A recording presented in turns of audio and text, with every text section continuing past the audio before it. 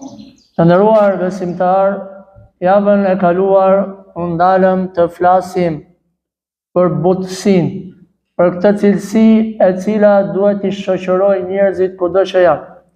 Butësia në të folur, në të ecur, butësia në komunikim, butësia në gjykim, butësia në drejtësi. Butësia është prej cilësive të cilat Allahu subhanahu wa taala e ka emërtuar Zotin me këtë cilësi.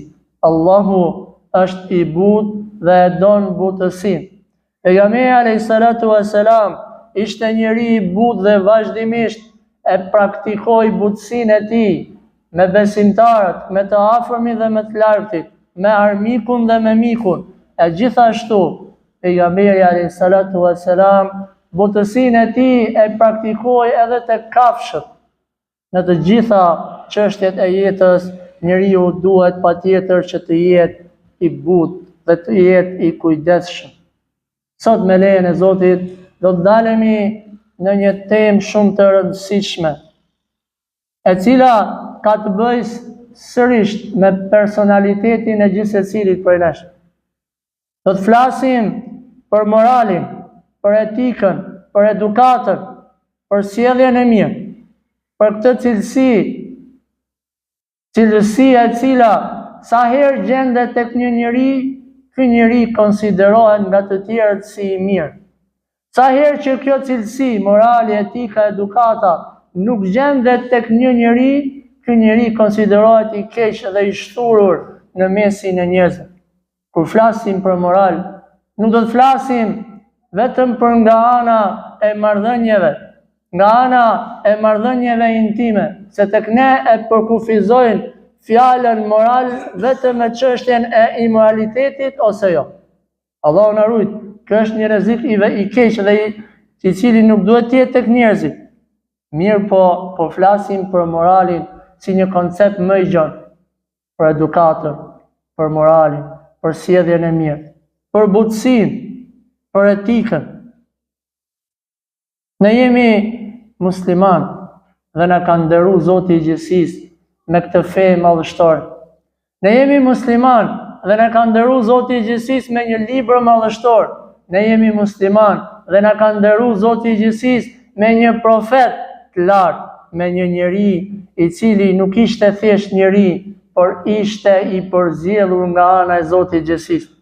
Ishte Muhamedi sallallahu alaihi wasallam, ai i cili vazhdimisht ishte i buzëqeshëm, ai i cili vazhdimisht i ndihmonte njerëzit, ju jepte atyre këshilla, ju jepte orientim për mirë dhe këshill për largimin nga e keqja. Ishte Muhamedi alayhis salam, ai i cili i mësoi njerëzimit ç'është cilëtërsia, ç'është bamirësia, ç'është kujdesi, ç'është etika, norma dhe moral. Lumë për një musliman i cili seriozisht e ka marrë Muhamedin alayhis salam si shembull të jetës së tij.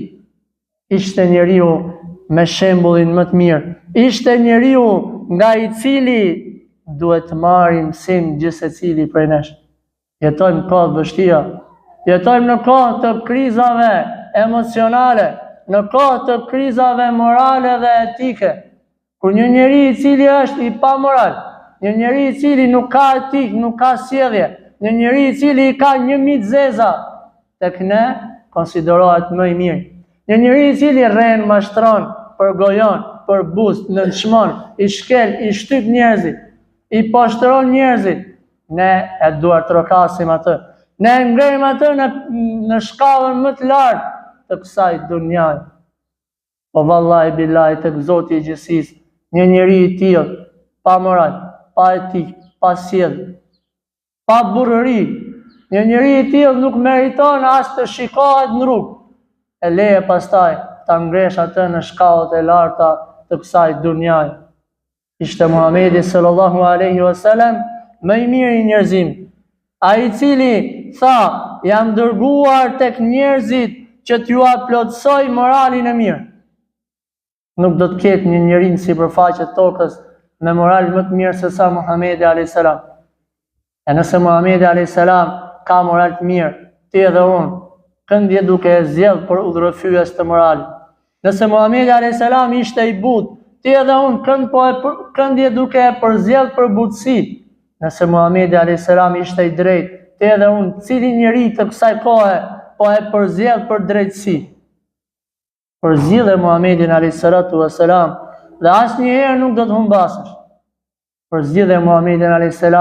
si plotësuesin e moralit mirë, si plotësuesin e etikës dhe të edukatës më të lartë. Zoti i gjithësisë e ka lavdru pejgamberin a.s. për moralin e tij të lartë. Nuk i tha o Muhammed, ti fale shumë natën, se fale shumë pejgamberi a.s. As nuk i tha ti agjëron shumë, se një ditë agjëron dhe një ditë nuk agjëron. Po e lavdroi pejgamberin, Allahu i lartësuar pejgamberin e tij duke i thënë: "Wa inna laka la'ala khuluqin 'azim." Me të vërtetë që ti o Muhammed je në një shkallë të lartë të edukatës dhe të etikës dhe të moralit. Ishte shembulli më i mirë. Ishte një shembull të cilën bashkëshortja e tij e krahasoi me një fjalë të madhe. Kur e pyetën Aishën, gruan e pejgamberit a.s. dhe i thanë si ishte Muhamedi a.s. Kur e pyetën ata që se kishin pa, se ato që e panë shokët e tij e dinin shumë mirë çfarë njeriu ishte ai. Tha Aisha, ai ishte një Kur'an i cili ecte në tokë.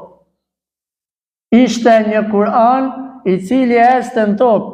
Që do thotë që çdo gjë që lexohet në Kur'an, çdo gjë që ti e shfleton në Kur'an, do ta gjeje tek Muhamedi alayhis salatu wassalam. Që për fat keq ne nuk jemi të tillë. Për fat keq ne lexojmë Kur'anin dhe thuaj se e kemi shkelur atë me të dyja këmbët tonë. Lexojmë që në Kur'an flet për drejtësinë dhe duhet bëhemi të drejtë, dhe ne bëhemi të padrejtë. Lexojmë që në Kur'an duhet butësi, etikë, moral, dhe ne jemi e kundërta e asaj që lexojmë.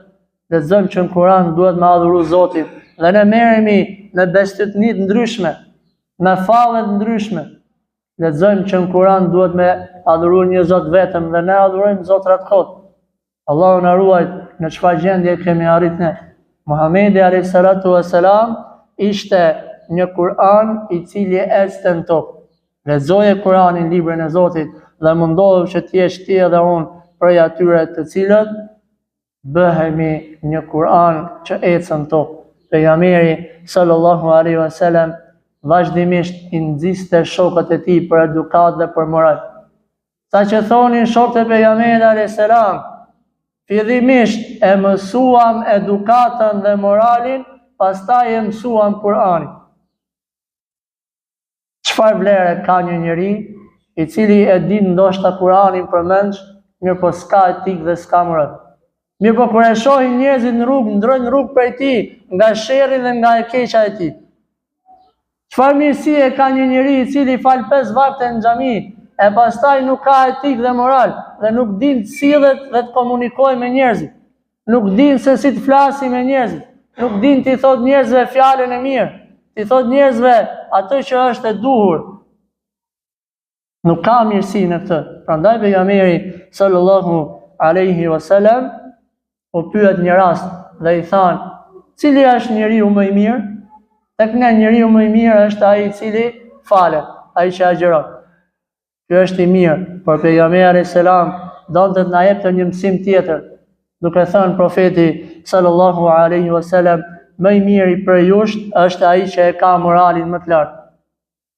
Një njeri i cili ka moral të lartë, që kur e shikon atë të gëzohet fytyra, kur e shikon të gëzohet shpirti, kur e shikon thua alhamdulillah që e takova, që do ma thot një fjalë të mirë, do ma japi një këshill të mirë, do mbusjeshi, do më rri me nerva, me pas frikë me taku një musliman sot 5 vakte.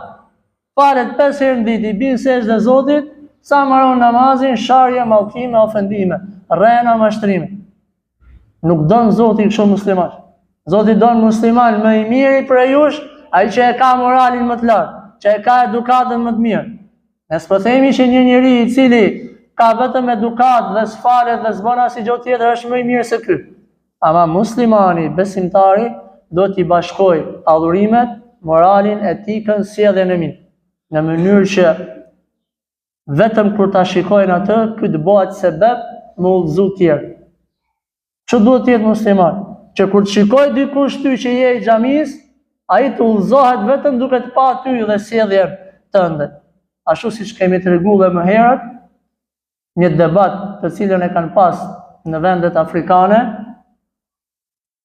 një prift i Afrikës dhe një musliman nga anët e tjera, një debat mbi 1 orë e gjys, duke debatu kush e ka më mirë, a Islami, a Krishtëria.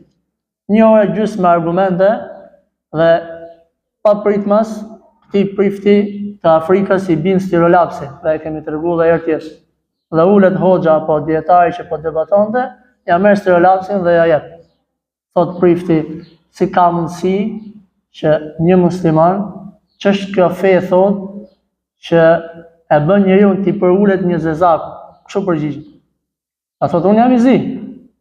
Dhe ky më përul mu, mori stirolapsin dhe më dha, thot, la ilaha illallah, Muhammed Rasulullah. I ora gjys debat nuk i bon dobi, por çfarë i boni dobi? I boni dobi etika, morali, sjellja e mirë, për kujdesi që tregoi ky dietar kundrejt tij. Nuk bëjnë dobi fjalët e bukura sot. Njerëzit kanë nevojë që të marrin një shembull, një njeri i cili ka sjellje të mirë, një njeri i cili ka etikë dhe ka moral. Dhe të jemi të kujdesshëm. Pejgamberi sallallahu alaihi wasallam na drejtohet dhe na thot: besimtari i cili e ka besimin më të plot ndër të gjithë besimtarët është ai i cili e ka moralin më të mirë. Nëse morali jot nuk është i mirë, besimi jot nuk është plotësuar siç duhet. Më të mirët në mesin e besimtarëve janë ata të cilët, thot pejgamberi alayhis salam, sillen më së miri me gratë e tyre, me familjen e tyre. Nuk je shumë burr i mirë nëse jashtë shtëpisë sillesh mirë me shokë dhe me miq, ndërsa në shtëpinë tënde nuk ke moral dhe nuk ke etikë ashtu siç duhet. Dhe të përkujdesemi pikë parë që edukatën dhe moralin tonë ta tregojmë në familjet tonë, në mënyrë që edhe fëmijët tanë të marrin mësimin atë i cili është mësimi i duhur. Gjithashtu pejgamberi alayhis salam na tregon dhe na thot se në ditën e gjykimit nuk do të peshojë diçka më shumë në peshorën e asaj dite se sa morali i mirë. Ai i cili ka pas moral, sjellje të mirë dhe etikë, do t'i rëndojë atij peshorja në ditën e gjykimit. Hadithet janë të shumta, të cilat flasin në lidhje me çështjen e moralit dhe të etikës. Morali i mirë nuk duhet vetëm në xhami. Morali i mirë duhet të jetë në punë, në shkollë, në rrugë. Kudo që të jemi, të mundohemi që të japim shembullin ton, ai i cili është shembulli më i mirë. Dhe përkujtoni se si ishte Muhamedi alayhis salatu wassalam, i cili moralin e tij dhe shembullin më të mirë e dha në momentet më të vështira. Sa e kanë shapë pejgamberin alayhis salam kur ishte në Mekë, sa shumë e ofendonin atë, sa shumë e tallnin atë, e quanin gënjeshtar, mashtrues, e quanin magjistar, mira ofendime të ndryshme. E pejgamberi alayhis salatu wassalam ishte ai i cili me sjelljen e tij të mirë dhe me moralin e tij ja mori zemrën shumë prej besimtarëve në ato vende, në kohën e fitneve dhe në kohën e sprovave të shumta. Është treguar një rast shumë i bukur i një plake të moshuar, e cila ishte duke bërë tregun e saj, pra duke bërë shitblerën e saj, dhe ishte ngarkuar me çanta të shumta. Ndërkohë kalon një burr pranë saj dhe i kërkon që ta ndihmojë. Dhe i thot: a mundem me ndihmu? Në rregull. Rrugës për në shtëpinë e kësaj plake të moshuar, kjo plak po e këshillon këtë burr dhe po i thot: bëj kujdes, i thot, sepse në Mekë ka dalë një njeri që e quajnë Muhammed.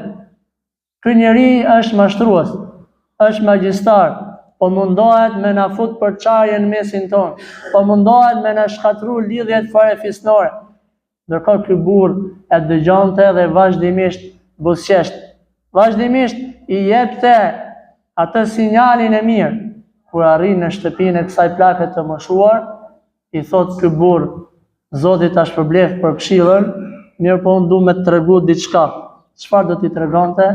I thot: unë jam Muhamedi alayhis salatu wassalam, ai për të cilin ti ke ngju se është mashtrues, por nuk jam i tillë. Ai për të cilin ti ke ngju se është i keq, dhe është. Dhe kjo plak e pranon Islamin vetëm nga kjo sjellje të cilën e bëri Muhamedi sallallahu alaihi wasallam, duke thënë la ilaha illallah Muhammed Rasulullah, duke dëshmuar se nuk ka të adhuruar me të drejtë përveç Allahut, dhe duke dëshmuar se Muhamedi sallallahu alaihi wasallam është rob dhe i dërguar i Zotit. Ne lutim Zotin ton që të na japi ne moral, etik dhe sjellje të mirë. Ne lutim Zotin ton që të na pajisi në këtë cilësi, e cila është cilësi dhe virtyt i besimtarëve të mirë. Allah na falë dhe na mëshiroft të gjithëve. Ne lutim Zotin ton, na fali ne prindërit tan, të afërmit tan, të gjithë besimtarët dhe besimtarët kudo që janë. Subhanakallahumma bihamdik, ashhadu an la ilaha illa ant, astaghfiruka wa atubu ilayk. Allah na falë dhe na mëshiroft të gjithë.